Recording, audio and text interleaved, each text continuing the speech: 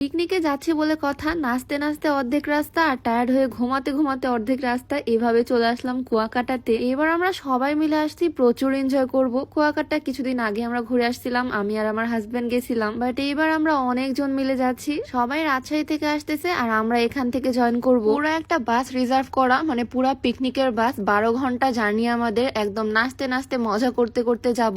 1 মাস হলো কুয়াকাটা থেকে ঘুরে আসলাম আর এখন আবার যাচ্ছি। আসলে জায়গাটা আমার এত বেশি ভালো লাগছে, তাই আর যাওয়ার লোভ সামলাতে পারলাম না। আর এবার আমরা যাচ্ছি বেশ কয়েকদিনের জন্য। এই হালকা হালকা শীতের মধ্যে সমুদ্র সৈকতে ঘুরে বেড়াবো, আহ কি মজা। রাজশাহী থেকে বাস অলরেডি ছেড়ে দিছে, বাস তো নাটোর হয়ে যাবে, তাই আমরা নাটোরে এসে ওয়েট করতেছি। এখান থেকে আমরা বাসে উঠবো, একদম লং জার্নি, তাই ও আমাকে কেক চিপস সবকিছুই কিনে এনে দিল।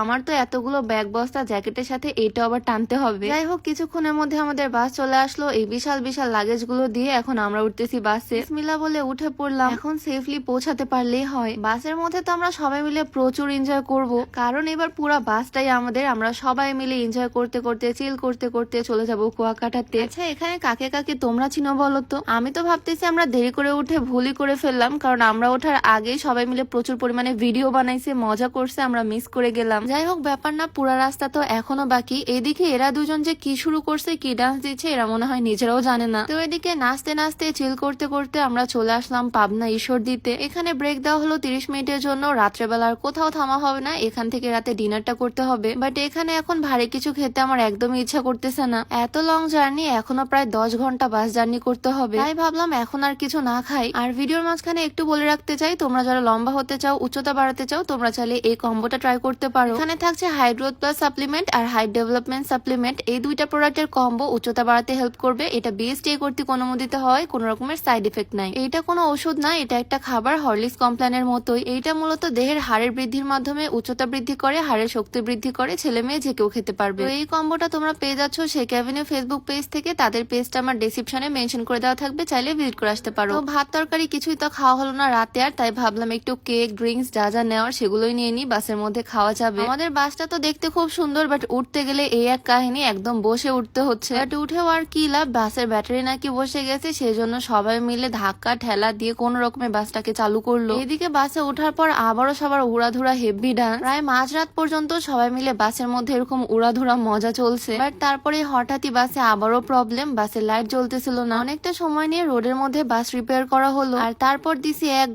ঘুমে একদম ভোর, আর চলে আসলাম বরিশাল। ভোরবেলা ঘুম ঘুম চোখ নিয়ে একবার চোখ খুলতেছি, বাইরের প্রকৃতি দেখতেছি, আবারও ঘুমিয়ে পড়তেছি। এই হচ্ছে কাহিনী। এইদিকে ভোরবেলা দেখি ভাবি চলে আসছে বাসের একদম সামনে। আচ্ছা, মাস্ক পরে কি চিনা যাচ্ছে এটা কি? সকালের দিকে সবাই মোটামুটি ঘুম থেকে উঠে গেছে, বাট এদিকে আমার ঘুম আর ভাঙে না। আমার কাছে আসলে জার্নি মানেই ঘুম। আর এবার এসে একটা জিনিস আমার ভীষণ ভালো লাগছে, গতবার এই কুয়াকাটা আসার রাস্তাটা খুবই বাজে ছিল, মানে একদম ভাঙাচুরা ছিল। 1 ঘন্টা রাস্তা একদম হাড্ডি গুড্ডি ভেঙে দিত। যারা এই এলাকার স্থানীয় তারা তো খুব ভালো করেই জানে, বাট এইবার এই রাস্তাটা খুবই সুন্দর ভাবে চলে আসলাম। রাস্তাটা মেবি রিপেয়ার হয়েছে, যাই হোক আলহামদুলিল্লাহ খুবই ভালো হয়েছে। তো যাক, আলহামদুলিল্লাহ আমরা চলে আসলাম প্রায় 12 ঘন্টা জার্নি করার পর ফাইনালি কুয়াকাটাতে। আর আমাদের বাসটা এসে থামছে একদমই সমুদ্রের কাছে, মানে ওই দেখো এখান থেকে সমুদ্র দেখা যাচ্ছে, আকাশটা কত সুন্দর লাগতেছে, সাথে বিশাল সমুদ্র। বাস থেকে তো আমরা সবাই নেমে পড়লাম, আর এইদিকে আমাদের এতগুলো লাগেজ, মানে মানুষের থেকে মনে হচ্ছে লাগেজ বেশি। যাই হোক, সকাল সকাল আমি এই সুন্দর প্রকৃতিটা খুবই এনজয় করতেছি। ওয়েদারটা যেমন সুন্দর,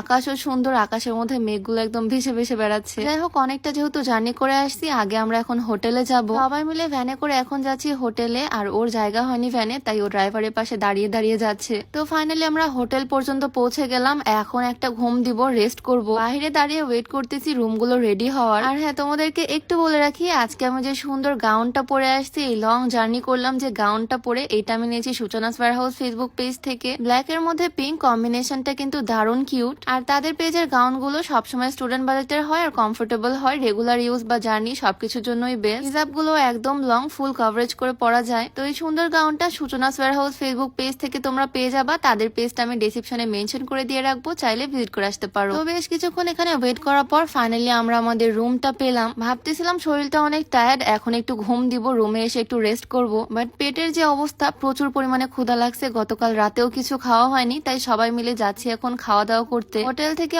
অনেকটা দূরে আমরা চলে আসলাম খাওয়া দাওয়া করতে, একদম ভাত নিয়ে নিছি। তো যাক, ফাইনালি আমরা কুয়াকাটাতে চলে আসছি একদম সেফলি, আলহামদুলিল্লাহ। আজকে মনে হয় না আর ঘুরে বেড়ানো সম্ভব, হয়তো সন্ধ্যার দিকে বের হবো রেস্ট করার পর। আজকে ভিডিওটা আপাতত এখানে এখানেই শেষ করছি। দেখা হয়ে যাবে নেক্সট ভিডিওগুলোতে। সবাই ভালো থাকো, সবাইকে আল্লাহ হাফিজ।